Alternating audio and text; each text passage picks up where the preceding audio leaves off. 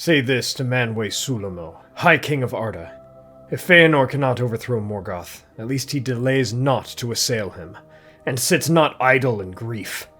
And it may be that Eru has set in me a fire greater than thou knowest. Such hurt at the least will I do to the foe of the Valar, that even the mighty in the Ring of Doom shall wonder to hear it. Yea, in the end, they shall follow me. Farewell. Hey everyone, Yoiston here, and I hope you all are doing well, wherever you are in Middle-earth. Today we are exploring a topic I mentioned in a video from a few weeks ago. Why didn't the Valar do more against Melkor or Morgoth?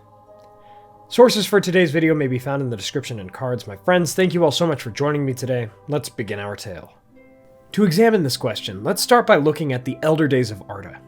Just as I discussed in my Timeline of Arda series, the Valar directly interfere in the great deeds of the world in the early days, but less as the ages went on. From the beginning, Melkor was a constant hindrance to them and their works, and while they did deal with him in the early years, such as in the War of the Powers, or the War for Sake of the Elves, as it's also known, the Valar were very direct, crushing Melkor in his realms of Angband and Autumno, and capturing him to be held for a few ages.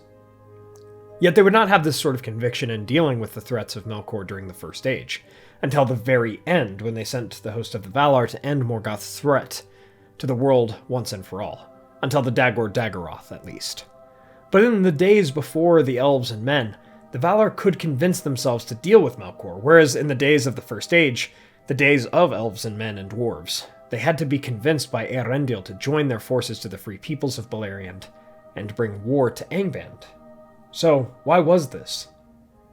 Well, it is highly likely that the Valar weren't of the same mind on this Melkor issue, as Tolkas and Rome, who were the most aggressive towards the evils of Melkor save Olmo, did pursue him for a time after the destruction of the trees, yet they were hindered by Ungoliant's unlight in the end. Now, I would imagine that how Feanor and the Noldor reacted to the theft of the Silmarils and Finwë's death also played a role in this, because I've always thought that Feanor's hyper-aggression towards all of the Valar, of whom he kind of included Morgoth in a way, alluding to the fact that they were kin, almost dissuaded the Valar from taking action against the Dark Lord at that point. Almost as though they thought that if Feanor really thought he could defeat Melkor in his arrogance, he and his people should try before the Valar step in to save the elves. Now, obviously, I'm not really sure that this is the case entirely, but every time I do read about Feanor's repudiation against the Valar in the Silmarillion, I muse about what would have happened if Feanor and the Noldor had not acted rashly and had not gone into exile.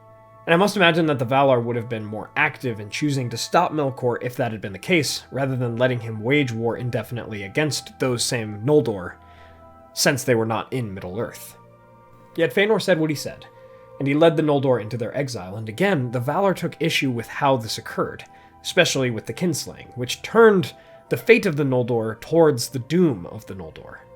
This caused sorrow for the Valar, and while they did not take the fight directly to Melkor, they also did not remain inactive in Valinor while the doom of the Noldor came forth. They sent forth the sun and moon through the care of Arion and Tilion, and showed that, at least in some ways, the Eldar did not stand alone against Melkor without the Valar.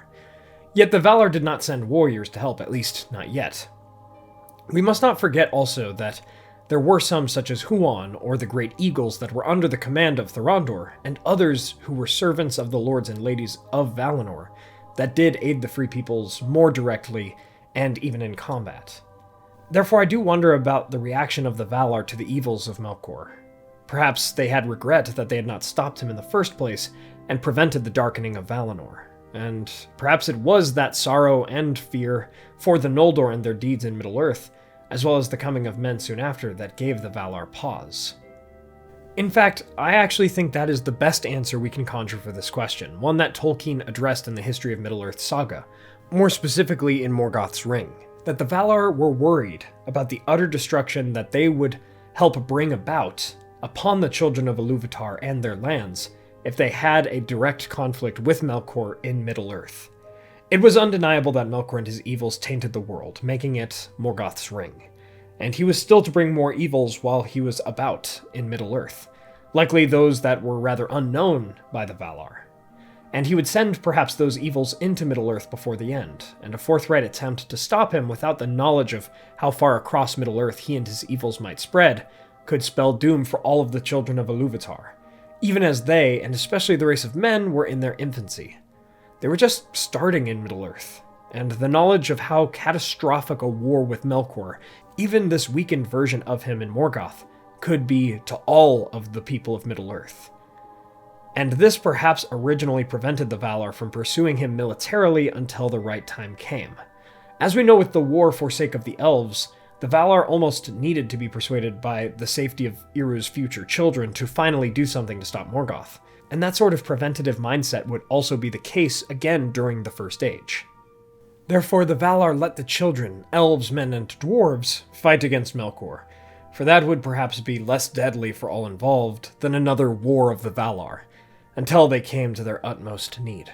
To that end, I must imagine that another piece of this puzzle is that, in their vision of Ea and Arda and the world to be during the music of the Ainur, the Valar must have seen that it was the fate of the children of Eru to be humbled and furthermore brought low by Morgoth in so many terrible ways, and Sauron as well, and therefore the Valar could only do so much directly and indirectly to stop them before such fates and dooms were carried out. And so the Valar carried out their other duties, which were still many, as they were the masters of Arda, and controlled the elements and flow of the world, and did such while the elves, men, and dwarves fought against Melkor and his servants. So if these are all the reasons why the Valar did not do more against Morgoth, why did they at least concede to Eärendil and bring the War of Wrath against Morgoth at the end of the First Age? Well, I think the Valar came to understand just how dire the situation truly was for the children of Eru in Middle-earth. And since Beleriand was mostly taken and ruined by Morgoth and his forces already, who actually generally constrained himself and his evils to western Middle-earth in Beleriand, the Valar and their forces could take the fight to him, destroy Beleriand in the process, and ensure that a portion of the population of elves, men, and dwarves who were spread throughout the world would survive the war, as many as possible. Which was perhaps not as likely if the Valar had pursued Melkor and his evils across Middle-earth at the beginning of the First Age, perhaps lighting everything on fire, rather than letting them settle and stay in Angband first. The Valar must have known that Beleriand was doomed when they brought the fight against Morgoth, and they accepted that fact, for the doom of the Noldor and the Gift of Men were already in full bloom, and much decay and destruction for those people had already come to that land.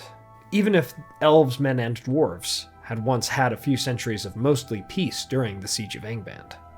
And there we have it. I believe these many answers were the reasons why the Valar did not do more against Melkor at the end of the Years of the Trees and the beginning of the First Age, especially with our answer being that they just didn't want to cause more suffering and destruction of the very world that was meant for the children of Eru. But what do you all think? Let me know in the comments below. And so, my friends, we come to the end of our tale.